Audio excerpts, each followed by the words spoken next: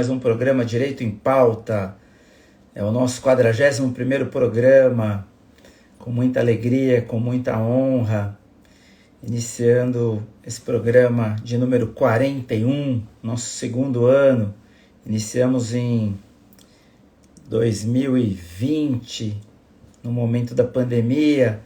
Imaginávamos que iria passar rápido a pandemia e ela veio e continuou, infelizmente. As pessoas já estão chegando. Nossa convidada de hoje já pediu para participar, já vou recebê-la. Hoje falaremos sobre LGPD, Lei Geral de Proteção de Dados, e seus reflexos no âmbito trabalhista. Vamos tratar desse assunto com a doutora Ivani Contini Bramante, que é desembargadora do Tribunal Regional do Trabalho da 2ª Região, professora de Direito do Trabalho e Previdenciário, coordenadora do curso de pós-graduação em Direito das Relações do Trabalho da Faculdade de Direito de São Bernardo, mestre e doutora em Direito do Trabalho pela PUC, especialista em Relações Coletivas de Trabalho pela OIT, Organização Internacional do Trabalho, autora, coautora e organizadora de diversas obras jurídicas, foi agraciada com diversos prêmios e medalhas, além de ser uma profissional competentíssima. Vocês vão acompanhar durante a live. É uma pessoa muito querida, várias pessoas já estão chegando aí. Eu vou já colocar a nossa convidada para que a gente não perca tempo. Doutora Ivani, honra receber a doutora Ivani no nosso programa Direito em Pauta, nossa 41ª edição. Já estou aí. Olá, boa noite. Doutora Ivani, que honra! Ai, tudo bem aí na Bahia? Tudo bem, tudo bem. Eu estou em São Paulo, na verdade. Você está em São Paulo? Eu sou vice-presidente da Comissão de Direito Cooperativo da Bahia, mas eu estou em São Paulo. Ah, tá. Eu achei que você estava aí na Bahia. Quem dera, né? Quem dera. Aquela terra Eu maravilhosa. dei várias aulas no curso de cooperativismo aqui da OAB de São Paulo, porque nós temos aqui um curso, né, de cooperativismo. Inclusive, nós temos alunos do Brasil todo que vêm fazer o curso aqui conosco em São Paulo, né? É verdade. E eu dei vários cursos aqui neste módulo de direito do cooperativismo em geral, né? Muito interessante. Eu fui presidente da Comissão de Direito Cooperativo na gestão do Marcos da Costa, aqui em São Paulo. E a gente fez na ESA um curso de Direito Cooperativo. Eu gosto bastante do Direito Cooperativo. Mas eu queria, antes de começar o nosso bate-papo de LGPD e seus reflexos no nosso ambiente trabalhista, lhe agradecer. Sei que o seu tempo é realmente escasso, que a senhora dá aula, tem várias lives, eu tenho acompanhado várias lives, tem todos os afazeres do tribunal. Então, eu queria lhe agradecer, dizer que é uma honra ter aberto esse espaço para participar do nosso programa Direito em Pauta, nossa 41ª edição. Então, lhe agradeço. Primeiro eu quero agradecer o convite, né, da OAB da Bahia, do seu carinho em me aceitar aí como uma palestrante. Eu acho que nós temos uma missão na área do direito, não só de defender, né, as causas, os interesses, mas também de ser agente multiplicador, de levar esclarecimento, né, para a população e tudo mais. E eu acho que agora, com as novas tecnologias, isso é bem mais facilitado, porque nós chegamos até as pessoas que são leigas, que não são formadas em direito, para elas terem uma visão de quais os direitos que elas têm, não é isso? Então, eu acho que esse trabalho é importante, essas lives elas são importantes para isso. Muito obrigado, é verdade, e esclarece bastante, né? A gente tem um público muito pequeno empresário, médio empresário, a gente tem não só um público da área do direito, mas muita gente interessada nas lives. Claro. E esse esclarecimento, o assunto que a gente vai tratar hoje, eu acho que interessa a todos, né? Não só para quem está no mundo do direito, porque ele vai afetar todas as empresas, né? Exatamente. Vamos lá, vamos começar o nosso bate-papo. Só para desmistificar, eu sempre ouvi dizer que a LGPD não pegaria no Brasil, que é uma lei que não vai colar, tal. Acho que a gente já pode afirmar que isso ficou no passado, né? A lei já pegou, né? Pois é, a lei já está vigente, né? Ela é a lei 13, né? 709 de 2018. Isso. Ela entrou, alguns artigos dela entrou em vigência em dezembro, né, de 2018, mas os demais artigos entraram em vigência em setembro do ano passado. Sim. E agora faltam alguns outros artigos entrarem em vigência, que são os artigos das punições, das sanções, porque nós dependemos da conformação da ANPD, né, que é a Autoridade Nacional de Proteção de Dados, que quem terá a atribuição de aplicar todas as sanções. Então, ela está entrando aos poucos em vigência. Por enquanto, ninguém será multado ainda, né? Isso até agosto. As pessoas têm aí esse prazo para se adequar, né? Mas essa lei, eu acho que ela vai pegar, sabe por quê? Eu já tenho visto ações trabalhistas pedindo, inclusive, dano moral com base na LGPD. Eu tenho visto sentenças já citando a lei da LGPD no campo da invasão da privacidade, né? E dos dados pessoais e da privacidade, porque aí nós estamos tratando de todos os dados pessoais e não é só o nome da pessoa, o RG, o CPF, a filiação, quem é o pai, quem é a mãe, qual é o telefone, nada disso. Todos os cruzamentos de dados, inclusive que possa ter o perfil, né, da pessoa e a biometria da pessoa também estão protegidos. Então, entra tudo, né? Entra imagem. E nós estamos aqui agora discutindo se a empresa pode continuar com telecâmeras no ambiente de trabalho. E se essas telecâmeras, porque tem algumas telecâmeras que gravam também o som, Sim. né? E o trabalhador com raiva, ele pode nem xingar o chefe ali quietinho, escondidinho, e fica gravado. Então, nós já estamos discutindo a questão das videocâmeras e das gravações do som e imagens das pessoas no ambiente de trabalho, e estamos já discutindo também, ainda que seja o e-mail corporativo, ainda que seja o instrumento de trabalho, né, a invasão ou do e-mail da pessoa, né? Porque através do e-mail, às vezes as pessoas se expressam também questões particulares, de índole particulares, né? Se bem que o e-mail corporativo não é para você utilizar para fins pessoais. Mas nós temos toda essa discussão, e nós já tínhamos essa discussão no passado, né? É verdade. De invasão de e-mail. E hoje as pessoas trabalham muito com o celular, com o WhatsApp, manda print de WhatsApp para lá e para cá. E essa invasão, né, do WhatsApp também. Tudo isso volta à tona a discussão dos direitos de personalidade. Novamente, nós vamos voltar agora à luz de um novo fundamento. Além do fundamento constitucional que nós já adotávamos, né? Nós temos agora um novo fundamento que, além do Código Civil, né, dos artigos 15, 16, 17, que tratam lá dos direitos de personalidade, agora nós temos a LGPD, né, a Lei 13.709 de 2018.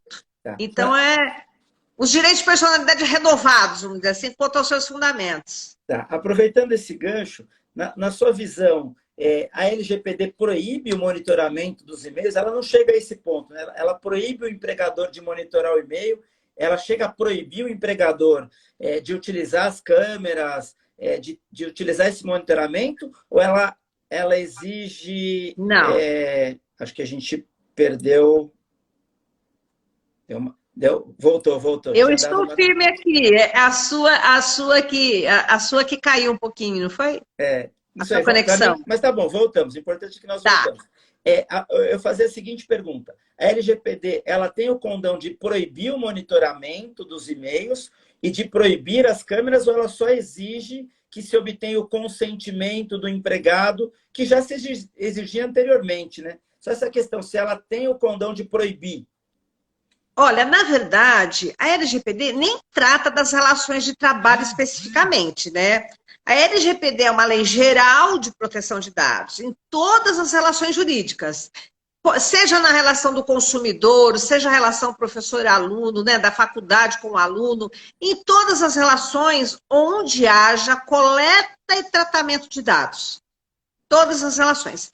Principalmente na relação de consumo, né, onde se coleta muitos dados do consumidor, a relação de fornecedor com consumidor e as relações de trabalho. Nós temos coleta de dados indispensáveis para a relação em si, não é isso? Então, ela trata genericamente da proteção de dados e tem como destinatário, primeiro, a pessoa natural, que é a portadora dos dados pessoais, não é isso? E como co-obrigado, ou que tem obrigação, aqueles que, de qualquer modo, tratem dados pessoais, coletem e tratam dados pessoais, para qualquer tipo de relação jurídica, vamos dizer assim. Aqui nós temos já que dizer que a lei não é específica para a área trabalhista. Ela não é específica, ela é genérica. Mas nós sabemos que as empresas praticam, né, a coleta e o tratamento de dados, o armazenamento e tudo mais, para fins de relação de trabalho. E uma coisa que eu queria deixar claro, e os microempresários estão assim, muito pensativos, porque a lei ela não faz distinção entre a pequena e média empresa.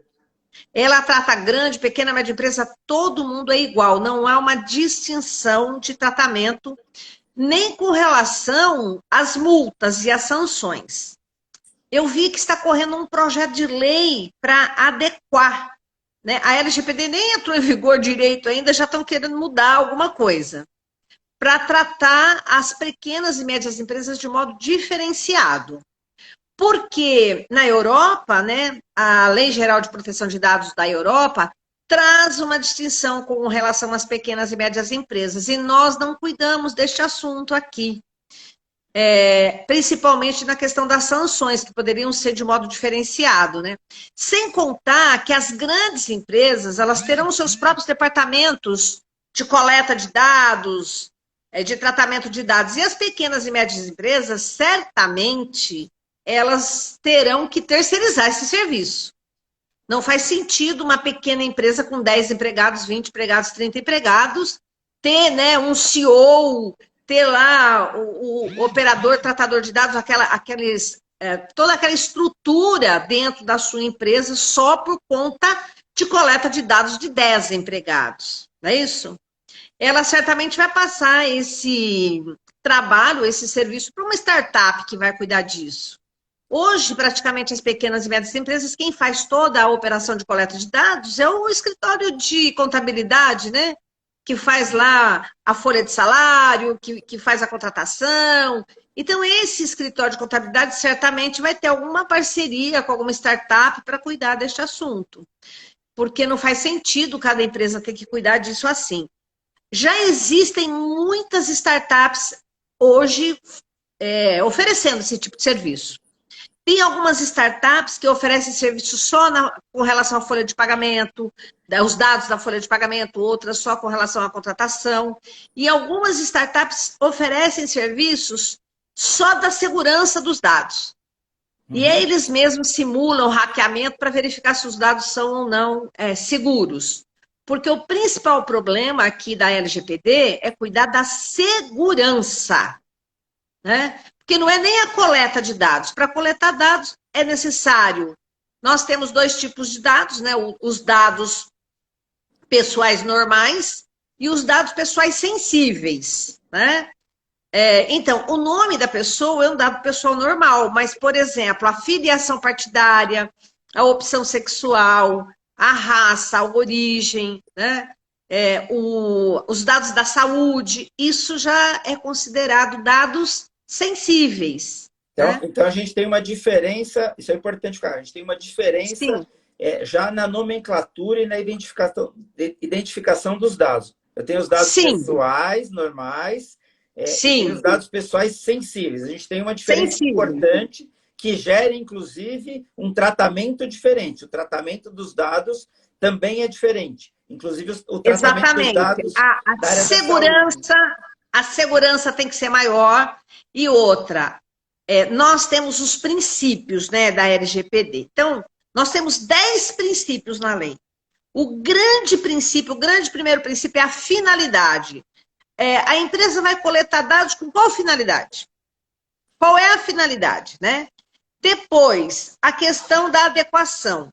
Não é possível coletar dados que não tenham utilidade. Então, eu tenho a finalidade, a adequação e a necessidade, o binômio, necessidade e utilidade, né? Por exemplo, é muito comum alguém ir num balcão fazer uma compra qualquer e a pessoa diz assim, olha, você quer nota fiscal? Ou qual é o seu CPF, não é isso? Sim, sim. Mas, Farmácia, por na farmácia exemplo, existe na muito isso. farmácia, eles me perguntam qual é o meu plano de saúde. Aí eu digo, mas para que você quer saber? Qual é o meu plano de saúde? Ah, é para dar um desconto. Mas você dá lá a carteira de plano de saúde e ela cadastra que você tem a plano de saúde X e ela diz, olha, infelizmente, neste remédio não tem desconto. Mas tem uma pegadinha Gente, por trás disso, hein? Tem uma Gente, pegadinha por trás disso. não tinha desconto algum. É que eles queriam realmente coletar qual era o plano de saúde. Aí fica pensando comigo aqui, né? Todo mundo que vai comprar um remédio de pressão alta, dá lá a carteira do plano de saúde e eles cadastram que você tem o plano de saúde a 1.000, sei lá.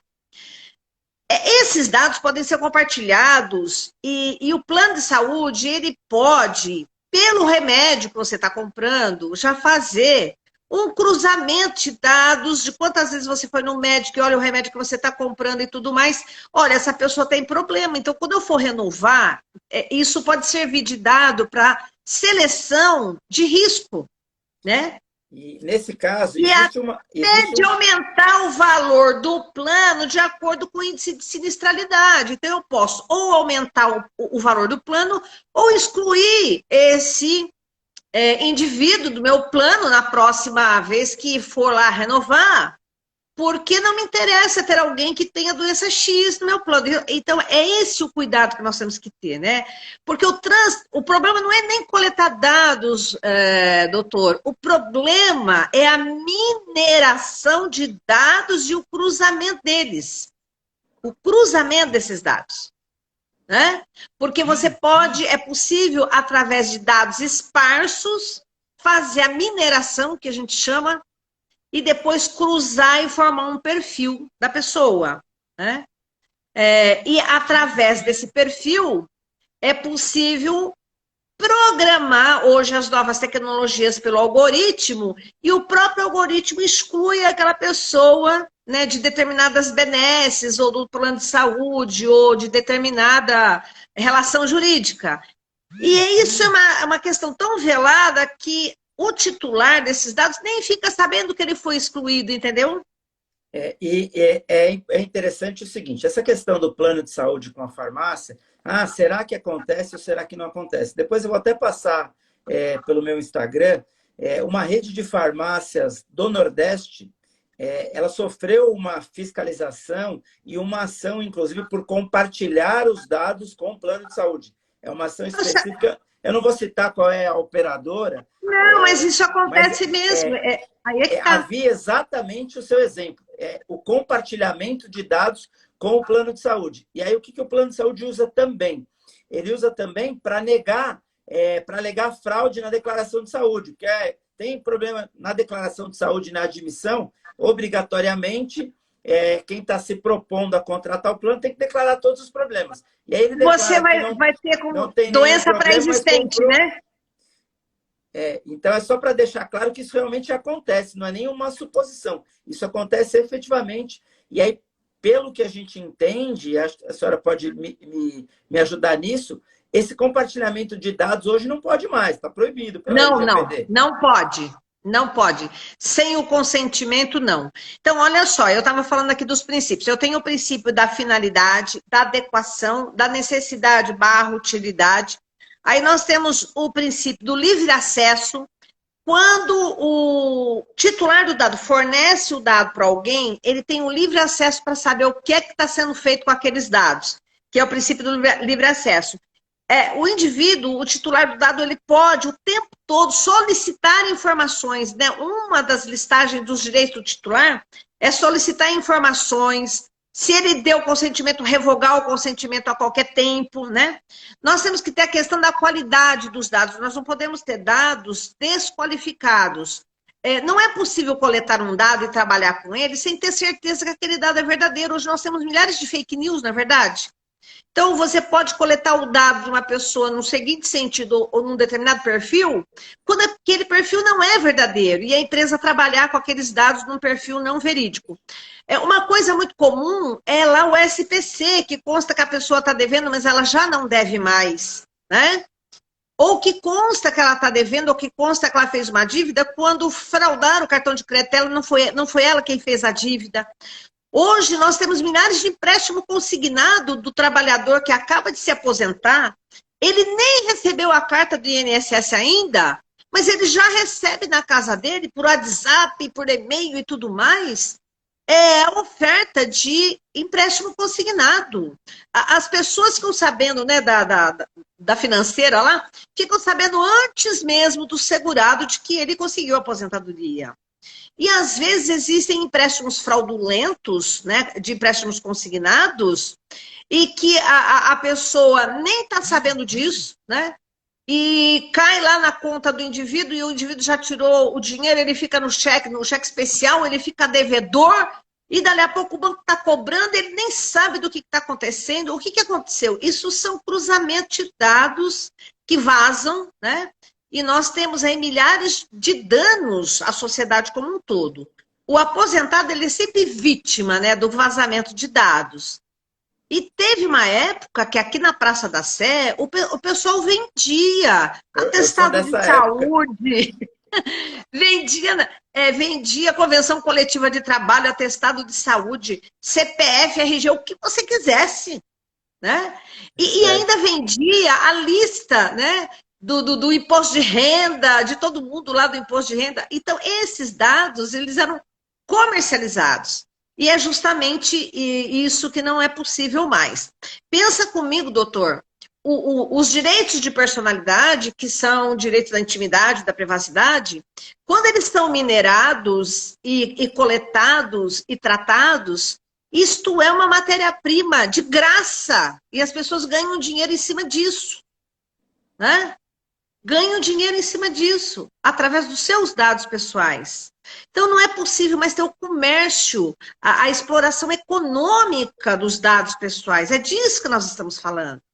Agora, se a coleta de dados é para fins de execução de contrato, é para cumprir uma obrigação legal, existe, às vezes, um legítimo interesse.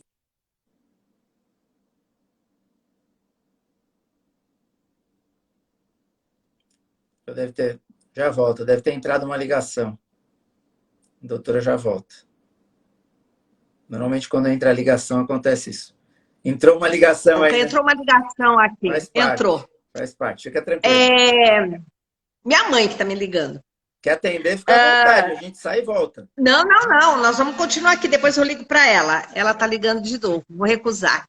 Se precisar atender, nós temos sai. Aí a gente sai e entra de novo, não tem problema. A questão da transparência desses dados. Então, um dos princípios agora também, além da qualidade dos dados, que os dados devem ser verdadeiros e verídicos, a transparência. Então, esses dados que são coletados a todo tempo, se o titular pedir, né, informações, deve haver transparência. Olha, eu tenho o seu dado XYZ. Não vai ser possível mais se esconder e dizer que não tem. E a questão da segurança, para que esses dados não vazem aí contra os hackers e tudo mais. Por exemplo, nós temos muita preocupação com os dados do poder público. O poder público coleta muitos dados, né? O INSS, o imposto de renda e tudo mais. Todos esses dados que são coletados, nós temos que ter um programa de segurança muito grande para que não haja vazamento desses dados. A preocupação maior mesmo é com a segurança e a prevenção. Ter técnicas de prevenção, de resolver incidentes prontamente, para que esses dados não sejam, não haja invasão desses dados. E o principal também aqui é a questão da não discriminação, né? Veja que coisa interessante, uma empresa, foi provado, né? A Amazon estava contratando, né, pessoas para trabalhar na Amazon, e ela recebia lá os currículos das pessoas. e o algoritmo que analisava os currículos e dava a resposta, ó, você foi selecionado, você não foi selecionado. E havia um defeito, vamos dizer assim, nos dados do algoritmo, que ele recusava todos os currículos de mulheres. Eles não aceitavam. Então, dependendo do modo como o algoritmo é arquitetado, né, para analisar os dados e dar a resposta, poderá haver discriminação. E a questão do plano de saúde que o doutor falou aí é uma discriminação flagrante, porque o plano de saúde já vai selecionar aquela pessoa, né? E nem sempre eu posso estar comprando um remédio, doutor, que não é para mim. Eu posso estar comprando um remédio de pressão alta para minha mãe. Eu levei a receita da minha mãe, mas eu comprei com o meu cartão de crédito, eu comprei no meu nome, concorda? Claro, obviamente. E outra, se é remédio que é tarja preta, que você tem que ter a receita, e aí eles colocam o nome da pessoa que é a titular do remédio lá, tudo bem. Mas eu posso comprar muitos remédios sem tarja. O remédio de pressão a gente compra sem receita médica. Sim. E eu sempre compro remédio de pressão para mim, para minha secretária do lar aí. Às vezes ela fala, a senhora vai na rua, compra meu remédio de pressão na farmácia. E eu vou e compro. Então, eu estaria com pressão alta? Existe aí uma questão de cruzamento de dados que não seriam verdadeiros, né? E eram essas as questões que eu queria colocar. Agora, na área do direito do trabalho, nós temos aí a base legal. Nos dados não sensíveis, nos dados pessoais normais, é possível coletar, e a base legal é execução de contrato, obrigação legal. Agora, quando se trata de dados sensíveis, que são, por exemplo, dados da saúde, o empregador ele tem que cuidar do meio ambiente de trabalho, ele tem que preencher a CAT, e eu estava falando esses dias da LGPD, e a obrigação de colocar o CID no atestado de saúde para fins de abono de faltas, né? O Conselho Federal de Medicina tem uma resolução, e o Código de Ética Médica também tem, né, lá um artigo que proíbe o médico de colocar no atestado de saúde o CID do empregado, a não ser que o empregado dê o seu consentimento. Então, regra geral, o médico não coloca mais o CID.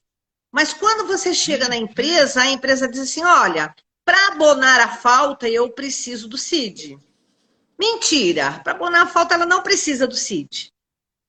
Mas, se essa empresa, se esse atestado é superior a 15 dias, aí, a partir do 15º dia, a empresa tem que afastar o empregado pelo INSS. Quando a empresa vai afastar, e se for acidente de trabalho ou doença ocupacional, ela tem que emitir a CAT e ela tem que fazer o preenchimento do afastamento desse empregado. E toda a papelada, né, da autarquia previdenciária exige que se aponte o CID. Mas aqui eu tenho uma obrigação legal, a lei está dizendo que eu tenho que informar, entendeu? Eu tenho lá o e-social, e nós temos várias questões de obrigação legal e de execução do contrato de trabalho. Aí já é diferente. Eu posso exigir esse dado de saúde, mas o empregado, ele vai até o médico, ele diz, olha, por favor, me coloque o CID, ele está dando consentimento. Sim. Então, na base originária já há o consentimento do empregado, né? Então, alguns dados sensíveis, nós precisamos do consentimento. Outros, mesmo sendo sensíveis, não há necessidade de consentimento se estiverem presentes as demais hipóteses, que é cumprimento de obrigação legal, execução de contrato, tratamento de saúde e compartilhamento que a empresa necessariamente tem que ter para fins de estatísticas. Quando nós temos estudo e pesquisa, né, também na área da saúde, na área médica, quando a doença é de notificação compulsória. Então, nós temos várias hipóteses na lei, principalmente no artigo 7º e no artigo 11, né, que tratam dessa matéria. Principalmente no 11, né, que trata dessa matéria e traz lá as bases legais. Então, regra geral, os dados sensíveis precisam do consentimento do titular, mas alguns dados não são necessários o consentimento. Mas veja, Mesmo que não seja necessário o consentimento, nós ainda temos os demais princípios. Só vamos coletar aquele dado se ele tiver uma finalidade específica, se for útil, se for necessário, né, se tiver adequação. Por exemplo, para que nós precisamos saber qual é o partido político que o indivíduo está afiliado, ou qual é a convicção filosófica do indivíduo, ou qual é a opção sexual dele? Para nada precisamos desse dado, né? Para nada. Então, ainda que haja uma autorização do indivíduo com consentimento, eu digo assim, tudo bem, eu peguei o consentimento dele, e aí eu digo, mas você precisa desse dado para quê? Se não tiver presente a finalidade, você já descumpriu a lei. Então, na verdade, eu tenho que partir dos princípios. Exatamente. Para conjugar. Isso é importante ficar claro, né? Porque mesmo que eu tenha conjugar os princípios com a base legal. Então, eu tenho a base legal, execução de contrato. Então, eu posso coletar dados do meu empregado. Pré-contratual, durante o contrato e até na hora da despedida. Sim. Em todas essas fases. Principalmente no pré-contratual, tudo bem? Então, nós estamos na fase pré-contratual. Eu estou selecionando o indivíduo. Eu tenho aí um legítimo interesse e eu tenho aí para fins de execução de contrato. Beleza, eu tenho uma base legal. Mas para que eu vou colocar no currículo que eu quero saber qual é a opção sexual dele? Qual a finalidade?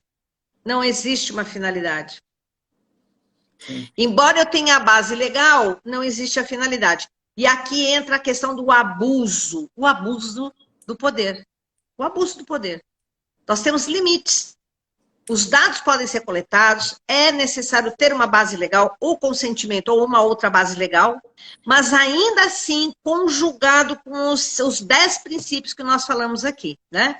A finalidade, adequação, necessidade, utilidade, o livre acesso, a qualidade do dado para verificar se é verdadeiro, a transparência, a segurança, ainda que eu colete esse dado é necessário, mas tem que ter a segurança, a proteção e ainda dados que não sirvam de futura discriminação. E cada vez que nós vamos pegar esse dado e compartilhar, tratar, se for para tratar para finalidade diversa, o indivíduo tem que ser informado, ele tem que, de acordo, né, com a finalidade, talvez ele tenha que dar o consentimento novamente. Eu capto o seguinte dado da pessoa, olha, quantos filhos você tem e quais as idades? Aí eu estou coletando esse dado para fins de salário e família. Beleza? Isso é uma coisa. Estou coletando para fins de salário e família. Eu vou ter que pagar na folha de salário o salário de família para você. Mas, quando a empresa compartilha esses dados com o INSS para fins de dependência perante a Previdência Social, já é outra finalidade. E já está havendo um compartilhamento. Mas aí, entendeu? Mas aí eu não estou fazendo para cumprimento de obrigação legal? E aí eu não precisaria do consentimento? Mas consentimento? O empregado tem que ser informado disso. Ele tem que ser informado que eu vou coletar o dado dos filhos para fins de salário e família. Então... E que também... E você me autoriza, eu vou compartilhar com o poder público para fins de... Na verdade, ele precisa ser informado para aquilo que eu vou utilizar. Ele só não, no caso de compartilhamento para cumprimento de obrigação legal, ele não pode se negar, mas eu tenho a obrigação de informá-lo para que eu estou usando o dado, é isso? Exatamente, porque a pessoa pode estar tendo um compartilhamento para fins não úteis, não necessários e com finalidades diversas, tipo compartilhar com o plano de saúde, como você falou, né? Tá. Entendeu? Fala desse compartilhamento de dados. Deixa eu fazer uma pergunta que é interessante. Compartilhamento de dados dos empregados entre empresas do mesmo grupo econômico é permitido?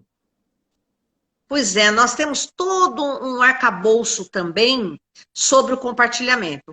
Regra geral, quem trata dados, ele trata e ele tem que ter a segurança e não pode compartilhar com ninguém. Mas existem casos para cumprimento de obrigação legal e cumprimento de execução de contrato ou interesse legítimo, existe esse compartilhamento, né? Outro dia nós estamos conversando de empresas de grupo econômico, né? Por que um empregado trabalha para a empresa X, o trabalhador trabalha com a empresa X, e a empresa X tem uma outra empresa do grupo. E essa empresa X compartilha, né, com a empresa Y os dados do empregado. Qual é a finalidade? E qual é a base legal? Se houver a finalidade e a base legal, é possível. Então, vamos supor que você é uma empresa, uma startup que presta aí uns serviços de TI, vai. E, ao mesmo tempo, você tem uma empresa sua, que é uma empresa de contabilidade. Tá. Essa empresa de contabilidade presta serviço para você na folha de pagamento dos seus próprios empregados. Tá. Então, são duas empresas, uma complementa, não é isso? O trabalho da outra. Eu posso ter grupo econômico por coordenação e grupo econômico por subordinação, e às vezes nós temos grupo econômico que são redes de empresas que pega todo o processo produtivo, né? Então, vai depender de que tipo de grupo que é e o que se está executando, né? Qual é a finalidade. Então, sempre nós teremos que ter aí a presença da finalidade, da necessidade, os princípios estão sempre presentes a cada ato do tratamento, da coleta, do armazenamento, do fracionamento, da anonimização, da eliminação, entendeu? Todas essas etapas, que são várias, todas elas têm que ter a cada passo uma finalidade. Entendi. E a cada passo uma base legal. A gente poderia dizer que dentre os princípios a finalidade se destacaria? Olha, a finalidade é o primeiro da lista. Mesmo na lei, quando a lei fala dos princípios, ele traz como a finalidade como sendo o primeiro. Porque se houver desvio de finalidade, a lei já está sendo descumprida, concorda? Não precisa nem chegar nos próximos, já faz... Não, nem precisa chegar nos próximos. Nem precisa. Tudo bem, você cumpriu finalidade bonitinha, necessidade e tal, mas travou o livre acesso. O indivíduo, ele quer pedir aí a informação de onde os dados deles estão sendo armazenados, coletados, trafegados, utilizados para quê? E há uma sonegação da informação. Então, existe aí um descumprimento da lei, mas não é tão grave quanto o desvio da finalidade, né? Não é tão grave. Uma outra coisa importante, assim, eu como titular dos dados, eu posso a qualquer momento pedir para cessar a utilização dos meus dados. Mas no contrato de trabalho não teria essa possibilidade, né? Não. É o seguinte. Artigo 7º, a primeira grande base legal é o consentimento. Tá. O consentimento é a primeira base legal. Mas aí, logo abaixo, vem assim, olha, mas nas hipóteses seguintes, independe do consentimento. Então, não precisa de consentimento quando, por exemplo, a empresa tiver que executar uma obrigação legal. Não é sempre que... O consentimento não é sempre que ele está presente, entendeu?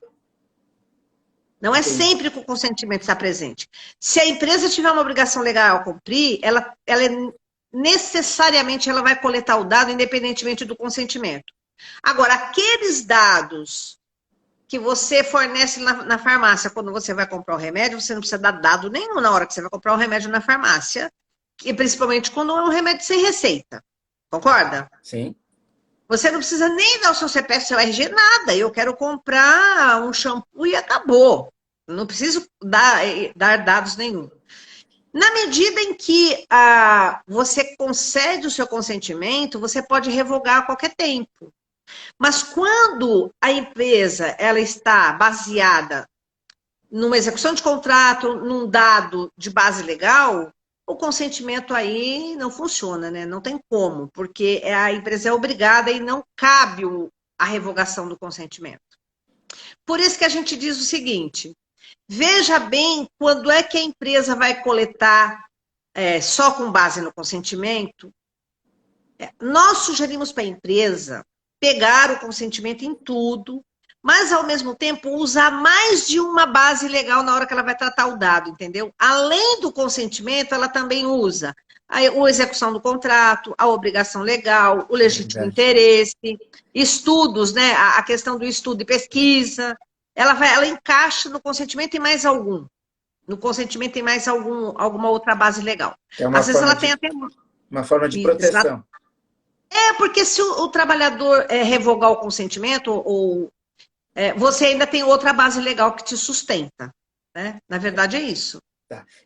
Agora, por exemplo, os dados da saúde, só é possível, é necessário o consentimento, que é dado ultrassensível. Eu tenho os dados pessoais, os dados sensíveis e os ultrassensíveis, que tem um capítulo próprio dentro da lei, que é o dado da saúde e é o dado do menor, da criança e do adolescente. Né? Esses dados nós chamamos de ultrassensíveis. Os dados da saúde só são cabíveis à sua coleta para fins de tratamento, né, de saúde, para fins de proteção da incolumidade à vida, à integridade psicofísica, e para fins de planos de saúde dos convênios, né? E aí a execução de contrato, que a empresa contrata o convênio médico e o trabalhador vai ser beneficiário, então nós temos aí também execução de contrato. Além da execução do contrato de trabalho, a execução do contrato do plano de saúde. Mas ainda assim, os dados são os mínimos indispensáveis para que o indivíduo tenha direito ao plano de saúde, vedado transferir dados, principalmente sigilosos. Prontuário médico não pode ficar transferindo. O prontuário médico é pessoal do empregado. Ele já tinha o sigilo, né? Ele já tem o sigilo antes e agora com muito mais razão. Né? Com muito mais razão. Né? Tá. E agora essa questão do CID está um debate enorme. Né? Eu digo assim, olha, a empresa não pode coletar, querer exigir o CID só para abonar a falta. Agora, se ela tiver que afastar o trabalhador, se for atestado superior a 15 dias com afastamento previdenciário, aí tudo bem. Né? Alguns dizem que a empresa tem a obrigação legal de manter o ambiente de trabalho salubre. E ela gostaria, né, ela teria o legítimo interesse em saber qual é o CID da doença para poder adequar o ambiente de trabalho com relação... E até mesmo fazer as estatísticas, né, de doenças ocupacionais no ambiente de trabalho, fazer a gestão dos afastamentos previdenciários para saber se o indivíduo foi afastado por doença comum ou doença acidentária.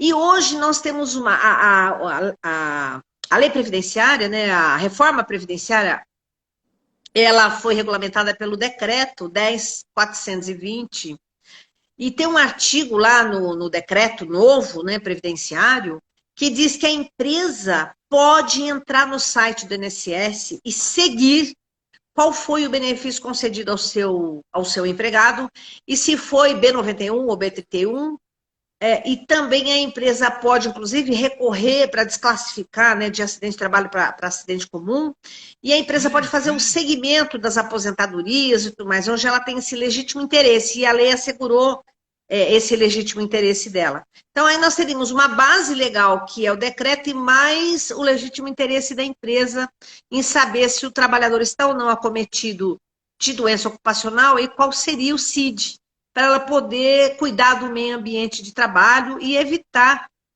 o índice de sinistralidade na empresa e o aumento do tributo, do FAP-METEP, SAT, RAT, GIL-RAT, aquelas coisas todas. Né? Então, existem muitas questões de meio ambiente de trabalho que estão conectadas com o CID, entendeu?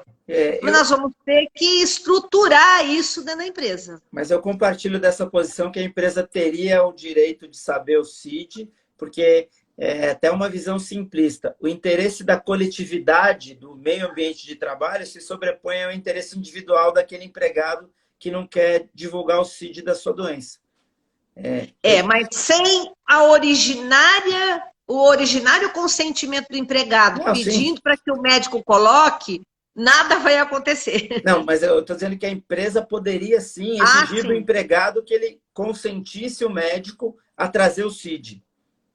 Você sabe, tem vários advogados que eu converso e alunos, e alguns deles estudam comigo e tal, e são também contadores. E eles falam, doutor, eu tenho a maior dificuldade, porque quando vem um atestado médico para eu abonar a falta, eu não sei que doença que ele estava para eu poder abonar ou não. Né? Falei, olha, você não vai poder exigir para abonar a falta, não. Não pode mais. Mas se tiver que encaminhar para o INSS, aí não tem como fazer o encaminhamento. Né? Aí você tem a obrigação legal de informar o CID. Neste caso, chama o empregado e fala, olha, eu não consigo te afastar para o INSS se você não me fornecer o CID. Vá atrás do médico e peça para que ele coloque o CID. No Perfeito. fim, nós voltamos a estaca zero, que é o consentimento do empregado, né? Tá. Falando em consentimento, eu andei assistindo algumas lives suas e a senhora tem Sim, falado de um conceito de consentimento qualificado. O que é o pois é. consentimento qualificado?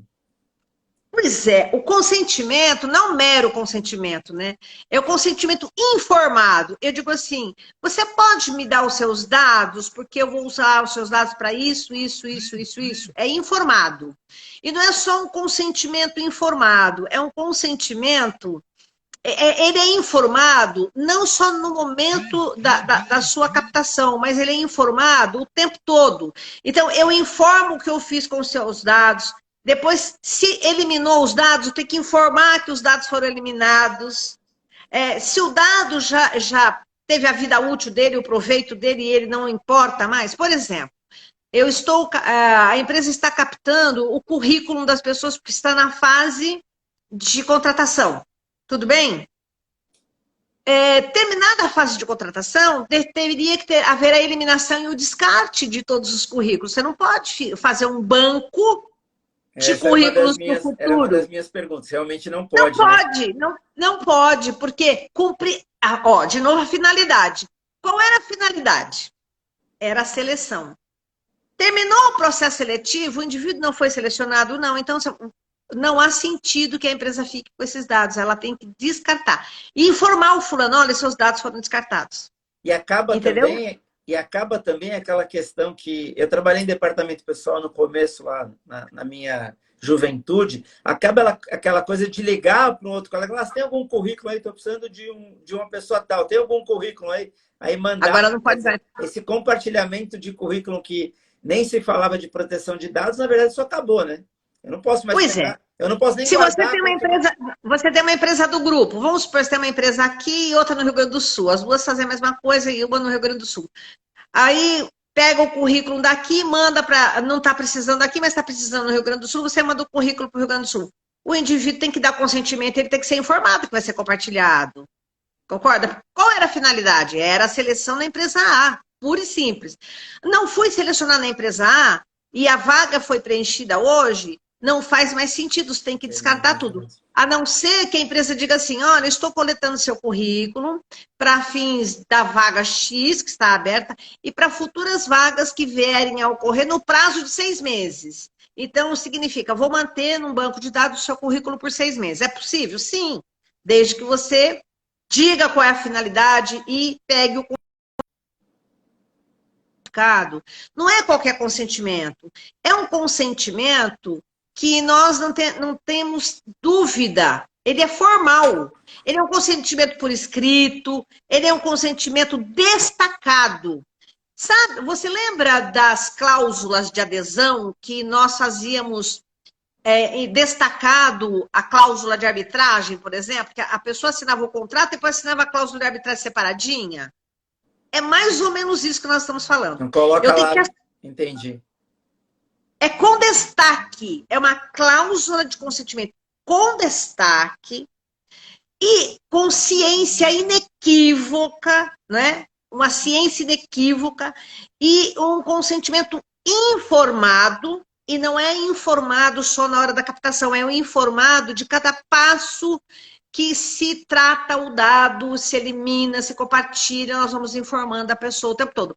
Sem prejuízo da pessoa, o tempo todo, o titular do dado, poder provocar, e a empresa é obrigada a ter um canal de recepção desses pedidos ou requerimentos de informações. O que vocês estão fazendo com o meu dado? Ainda está aí? Eu quero retificar meu dado. Aí está que eu sou solteira, eu não sou mais solteira, eu sou casada. Entendeu? Perfeito. Quer dizer, tem a ver com a qualidade na obtenção do consentimento, né? A qualidade com que se obtém. Um consentimento qualificado, né? Porque é um consentimento recheado de requisitos. Perfeito. Recheado de requisitos. Deixa eu aproveitar e fazer uma seguinte pergunta. Não tem nenhuma dúvida, né? Não vai surgir a corrente, e aí vou extrapolar aí e exigir do seu conhecimento para nos dar essa aula. Existe a possibilidade de alguém questionar que para os contratos de trabalho vigentes antes da promulgação da LGPD, ela não se aplicaria? Veja, tem que se adequar. Não, isso não Não existe. existe, né? Não, não tem nenhum maluco Não, que vai não, levantar essa não. tese, né? Primeira coisa que a empresa tem que fazer é fazer uma limpeza na casa, fazer uma varredura na casa. Por quê? A empresa, nos contratos antigos, ela detinha vários dados desimportantes para a relação de emprego, sem a finalidade. Então, agora nós vamos ter que limpar a casa. Primeiro, rever os dados que não são importantes e eliminar, desprezar e ficar só com os finalidades úteis e necessários.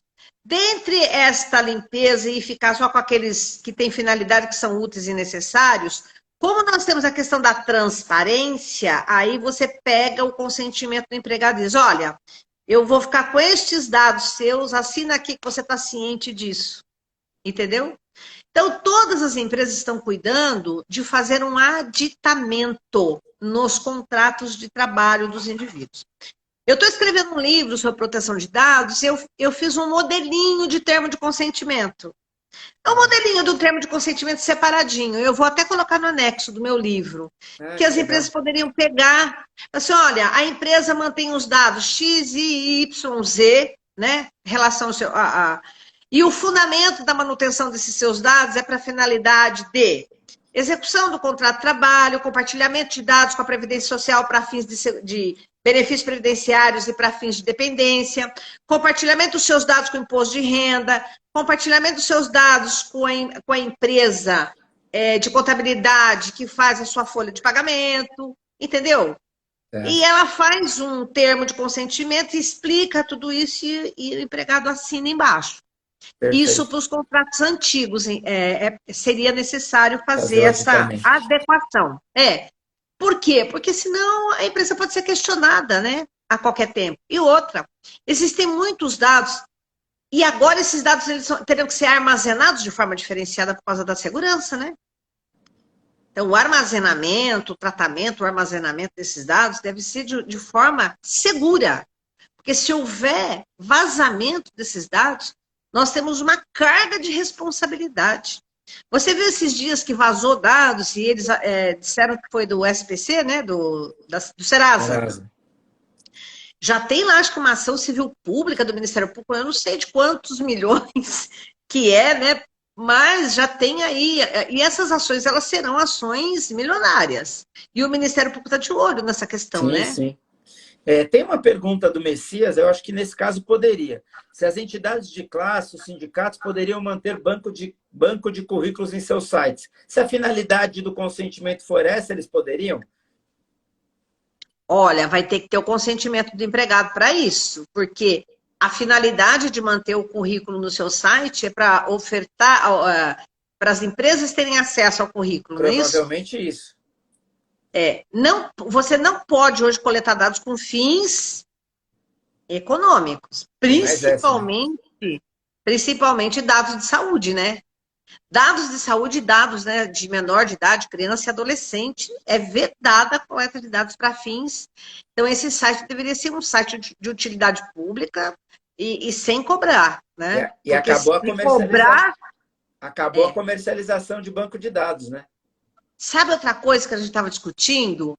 Os sindicatos colocam na norma coletiva uma cláusula que a empresa vai informar o sindicato de todos os trabalhadores que são admitidos, porque o sindicato ele tem um interesse legítimo de saber quem são as pessoas que pertencem à sua categoria, não é isso?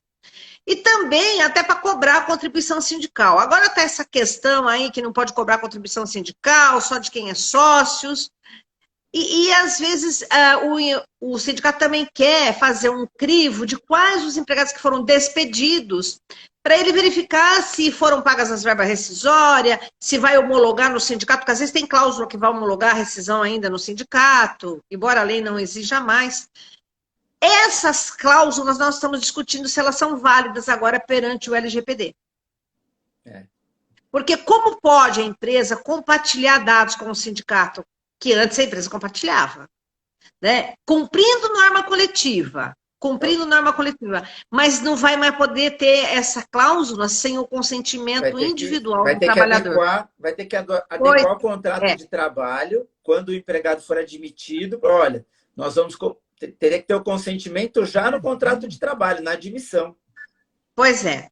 Agora veja uma coisa. Sabe aquele consentimento que tem um quadradinho e você coloca um X? É o que estão. Inclusive em site, né? Você entra em qualquer site ou em qualquer. Está navegando, tem lá, né? Aceite, senão ele trava. Nós, então, agora perguntamos a você. Esse consentimento, onde o fulano só coloca um X num quadradinho, não é um consentimento qualificado. Porque ele não é um consentimento dotado de todos aqueles requisitos do LGPD.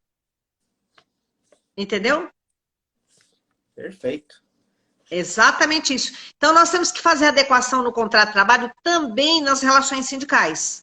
E nas normas coletivas. As normas coletivas que têm essas cláusulas que a empresa vai compartilhar dados com o sindicato a respeito dos empregados admitidos e dos empregados dispensados de um motivo das dispensas. Né? Regra geral, a empresa já, no CAGED, né, já fornece quem foi admitido, quem foi despedido e qual o motivo da dispensa, já vai no CAGED, né? Eu tenho algumas cláusulas de norma coletiva que pede que a empresa, então, mande o CAGED, essas informações de afastamento previdenciário, tudo isso, até para o sindicato fazer o controle do limbo jurídico trabalhista previdenciário e tudo mais. Para o sindicato emitir CAT, quando a empresa se omite, a lei previdenciária diz que o sindicato pode emitir CAT. O sindicato pode. Sim. Aí o sindicato está numa obrigação legal, entendeu? É complexo. Tudo isso é complexo, é muito complexo. Nós vamos assim ficar horas falando de todas as obrigações trabalhistas, principalmente na contratação, e acho que na contratação não é tão complicado. Eu penso que a manutenção do contrato de trabalho é que é complicado mesmo. Tá. A gente está chegando ao final já, passa rápido. Nossa, já passou uma hora? E a questão do menor? Como é que fica a questão do menor? Porque o menor hoje ele tem uma condição de representatividade no contrato de trabalho, menor aprendiz. Mas e para o consentimento dos dados? Ele também pode assinar ou não? Não, aqui tá, na lei tem um capítulo específico que fala dos dados da criança e do adolescente. 11, não é ou não? Não é 11 não, tem um capítulo específico. Tem um capítulo específico, será que é o 11? Deixa eu ver aqui, tratamento de dados sensíveis. Agora não tenho certeza. Que fala da saúde e do menor, não é isso? Nós temos, não, é o 14. Tem um capítulo específico, do tratamento de dados pessoais de criança e de adolescente, seção 3. É um capítulo específico. Esse capítulo específico diz que todos os dados de criança e adolescente, né, é necessário o consentimento do responsável legal. Entendeu? É necessário o consentimento. É mais uma obrigação para a empresa de se atentar a isso. E tem mais, hein? E tem mais. Prestem atenção, aqui eu tenho um princípio diferenciado. Além daqueles 10 princípios que nós já falamos, eu tenho um outro princípio, que é o princípio do melhor interesse da criança. Eu posso até estar presente o princípio da finalidade, mas se não for no melhor interesse da criança, não vale. Mais um cuidado para as empresas. Compatibilizado com o princípio da proteção integral, que está na Constituição Federal, né, no capítulo da criança, não é isso? Eu tenho o princípio da proteção integral. A criança e o adolescente hoje, ele ostenta a figura de cidadão. Ele tem cidadania. Quando a criança ou adolescente tem cidadania, ele tem todos os direitos que qualquer cidadão tem. Claro, ele não tem o direito político de votar e ser votado, mas uma certa alçada de atuação política a criança também tem, né? Através de representações. E eu tenho aqui que o dado tem que ser no melhor interesse da criança. Preste atenção, se o pai dá um consentimento e aquele dado é coletado, mas não está no melhor interesse da criança, também não é válido. Interessante. Interessante? Esse artigo, ele fala assim, o artigo 14, ele fala assim, o tratamento de dados de pessoas, crianças e adolescentes deverá ser realizado em seu melhor interesse. Nos termos desse artigo da legislação pertinente. O tratamento dos dados pessoais da criança deverá ser realizado com o consentimento específico, em destaque, né? Aqui fala bem claro, e pelo menos por um dos representantes legais. Quer dizer, de preferência os dois. Sabe por quê? Vamos imaginar que o pai é separado da mãe e só um dá o consentimento e o pai não concordou e ambos estão com guarda compartilhada. Você está entendendo? Se eu tiver guarda compartilhada, é melhor pegar o consentimento dos dois. Dos dois. Porque pode dar problema ainda assim. E esse consentimento do menor se adequa perfeitamente no seu conceito de consentimento qualificado, né? Esse tem que ser bem... Esse daqui eu chamo ele de ultra qualificado, porque tem que ser no melhor interesse da criança, né? Ele tem um dado a mais. Perfeito. Né? E o consentimento também na área da saúde, ele também é ultra qualificado. Porque o indivíduo, como os dados de saúde é até sigiloso, o indivíduo tem que saber o porquê, a informação tem que ser mais específica do porquê do dado de saúde e outra. Só é possível no dado de saúde nos casos que a lei diz, que é para tratamento de saúde, para compartilhar com o poder público, quando tem pandemia, por exemplo, e para questão de pesquisa, né? Pesquisa e estudo. Então, tem lá os casos específicos. Não é qualquer fundamento que nós vamos aí coletar o dado da saúde. E o consentimento, ele também é ultra qualificado, porque é o dado ultra sensível. Perfeito. Bom, a gente está... Posso fazer mais 2 perguntas? Já deu uma hora. Pode, quantas você quiser. Obrigado pela gentileza. Como que a gente aplica LGPD no teletrabalho e no home office? Estão presentes hoje? Tem alguma previsão para isso? Isso é uma questão que me atormenta um pouco. Veja, existem certos softwares, aplicativos que se coloca no computador, principalmente no computador ligado com o computador mãe da empresa, em que a empresa pode fazer uma vigilância do trabalho que está sendo executado, não só do trabalho, viu, mas também investigar se quem está do outro lado do teclado realmente é o empregado que está lá digitando através do webcam. E ainda a empresa pode revisitar todos os sites que foram visitados pelo empregado, verificar todos os e-mails que foram expedidos. E nós chamamos isso, e existe até um tipo de software aplicativo que possibilita reconstituir as tarefas empreendidas pelo empregado. E ainda medir quantos toques por minuto ele deu no teclado. Vamos implantar isso no escritório. Nós chamamos isso do Big Brother no teletrabalho, porque é o controle total. Os advogados que estão trabalhando comigo, eu vou implantar isso no escritório, tá? Quantos toques, são vocês mesmos que estão fazendo as peças.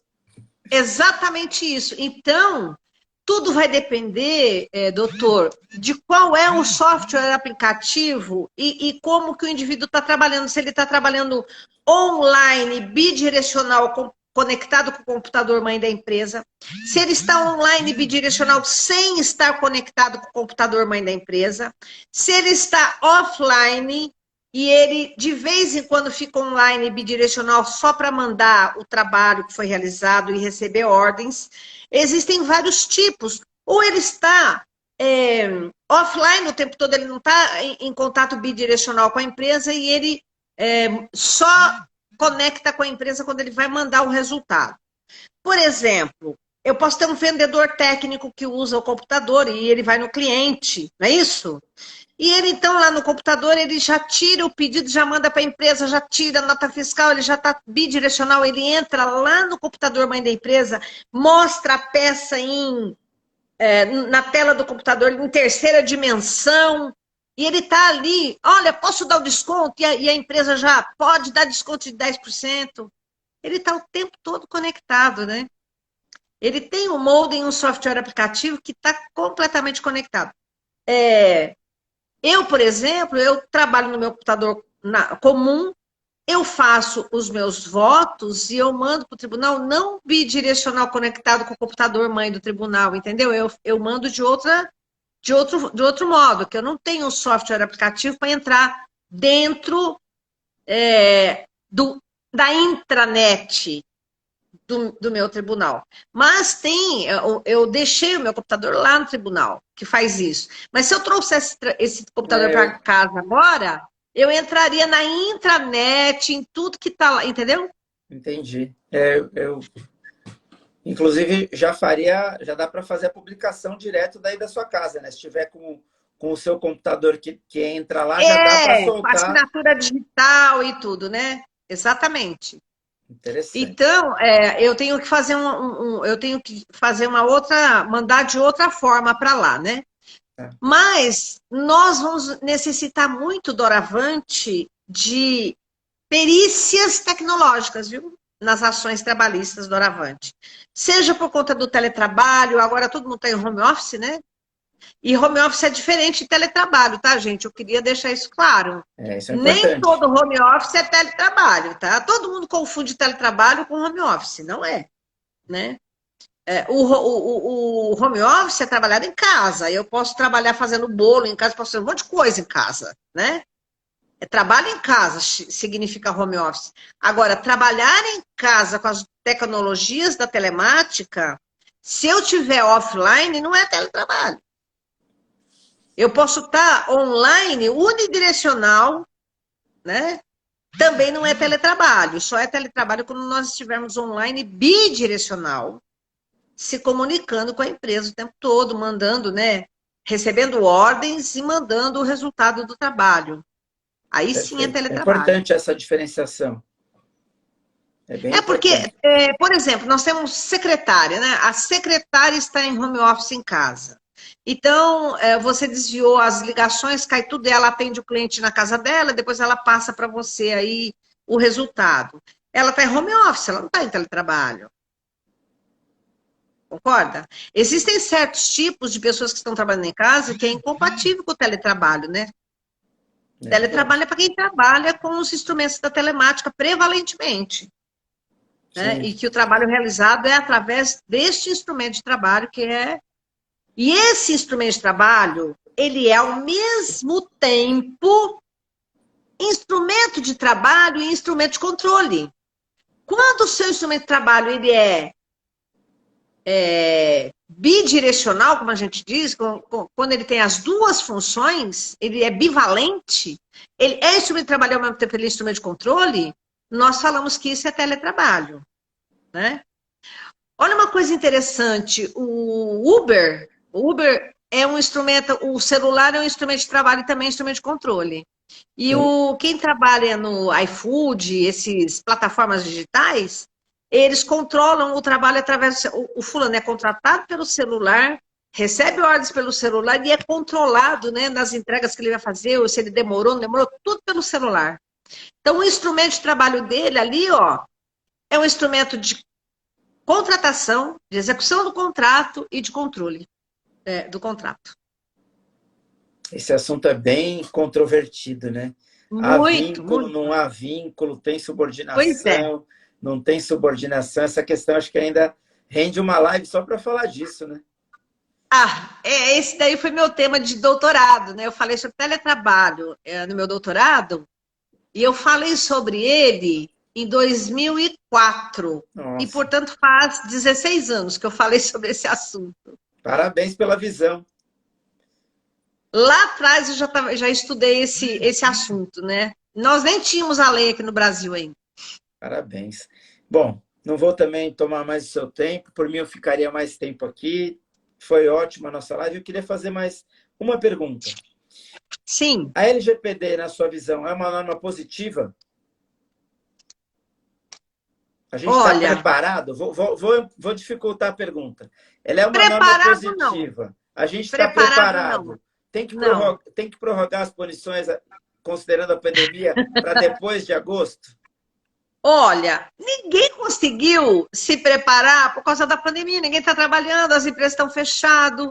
Eu acho que pode ser que haja prorrogação da vigência, sim. Eu acho que ela se faz necessária.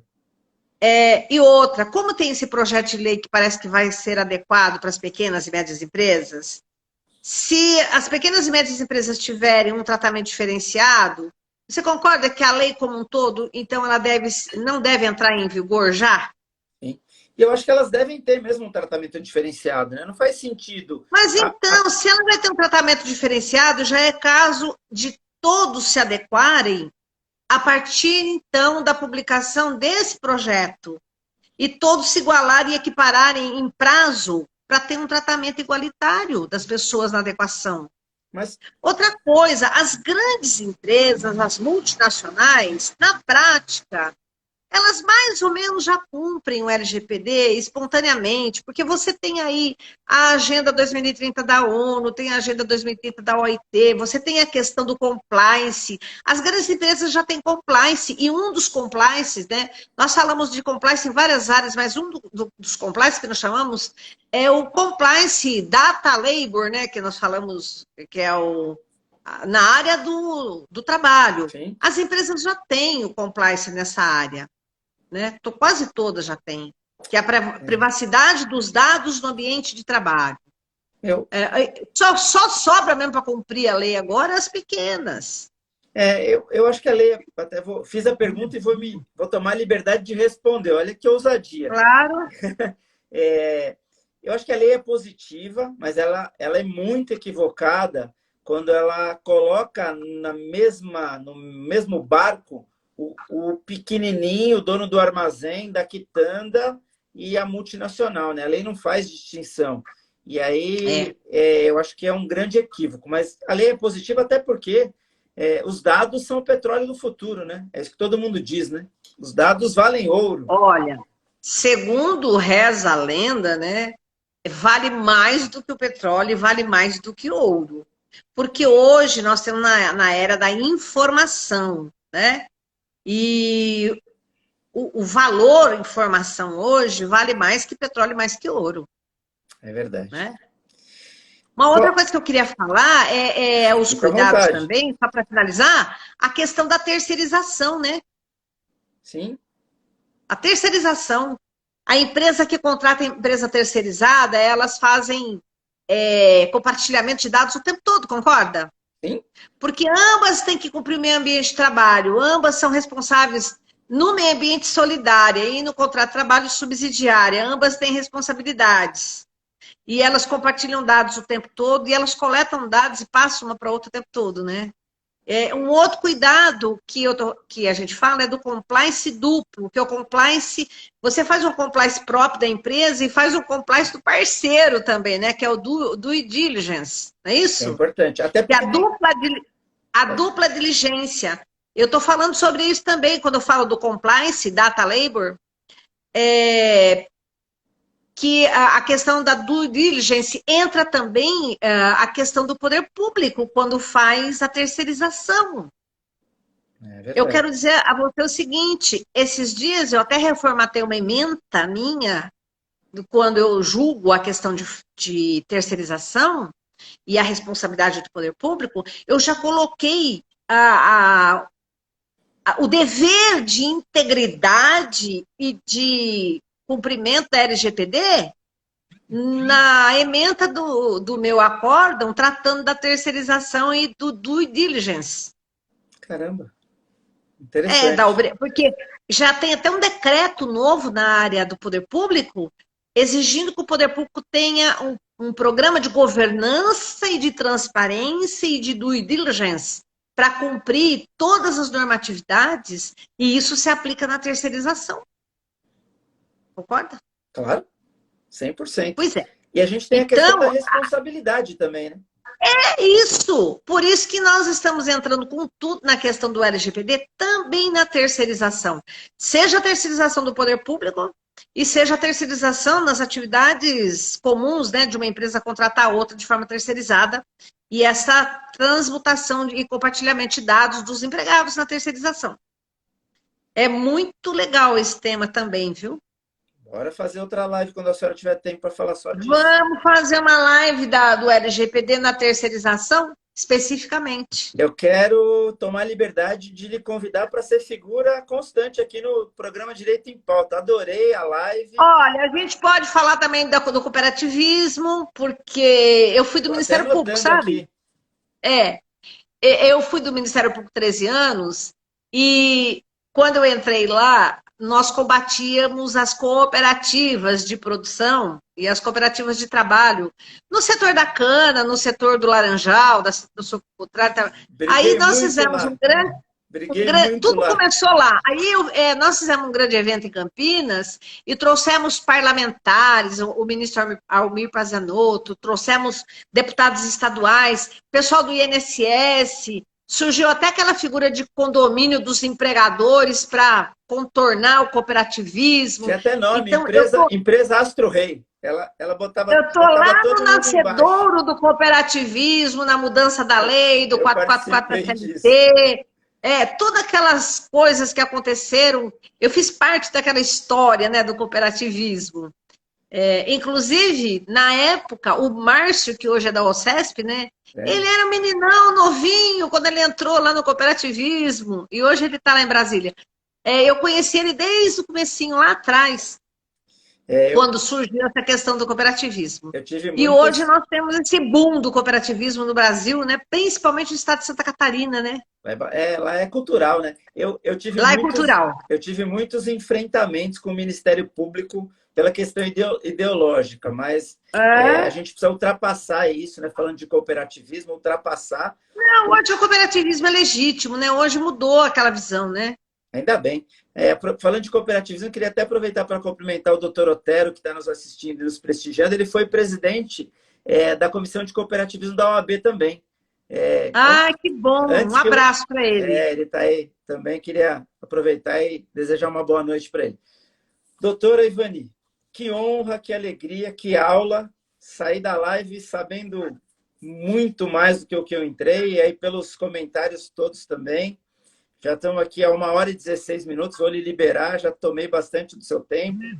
Fica tranquilo. Queria agradecer a todos que nos acompanharam. A live da semana que vem é com o Dr. Cleorbert Santos. Nós vamos falar de direito digital, oportunidades e desafios. Ele é um gênio do direito digital. Não percam a live da semana que vem. Que dia que vai ser? Na quarta-feira, dia 24, às 19 horas. À noite? 19 horas. Vou ver se eu consigo, se eu não tenho outro compromisso. Mas depois você faz o seguinte, você sempre vai gravar aí pelo IGTV, você manda no meu WhatsApp a live dele.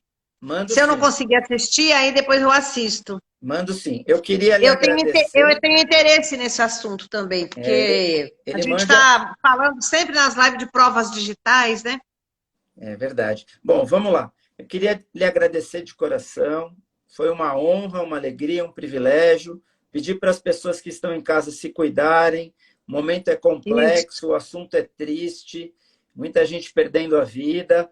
Então, por favor, quem puder, evite aglomeração, independente da corrente política, da ideologia. Não estou aqui defendendo nem A e nem B, todos erraram, mas a gente não pode só ficar culpando os políticos. Vamos fazer a nossa parte, por favor. Se cada um fizer a sua parte, fica de bom tamanho, né? É exatamente isso. Então, fica esse meu pedido. E eu queria lhe passar a palavra para fazer aí o seu encerramento. E aí a gente finaliza a live. Muito obrigado, boa noite a todos. Que a gente fique bem, que a gente consiga se proteger. E a nós, os nossos amigos e familiares. Boa noite, muito obrigado. Eu quero só dizer às pessoas que nós estamos passando por um momento em que o homem é colocado no centro de todas as coisas e que revela-se para a sociedade como um todo que o que é mais importante é a vida e o trabalho, né? E talvez também conclamando aí para a solidariedade e a compaixão, que eu acho que esse é o veio do futuro, né? Colocar o homem no centro da ordem jurídica, sempre cuidando da saúde e do trabalho, porque o trabalho é a sobrevivência do homem, sem saúde ele também não consegue trabalhar, e colocando aí a solidariedade. Nós estamos no momento de conclamação da solidariedade de todas as sociedades, do mundo inteiro, né? É um alerta, é uma reflexão, e as coisas acontecem como tem que acontecer, e a sociedade só se transforma por guerras, catástrofes e pandemias. E nós estamos justamente passando por essa transformação. E essa transformação, que é uma transformação do coração, gente, uma transformação do coração das pessoas, ela vem seguida da transformação das novas tecnologias. E oxalá que as novas tecnologias sejam sempre revertidas em prol da sociedade e do homem. Amém, Um amém, beijo para amém. todo mundo. Fiquem bem e até a próxima oportunidade. Muito obrigado. Obrigado a todos. Boa noite. Vou encerrar. Boa noite. Obrigado. Até Tchau. logo. Tchau, gente. Obrigado.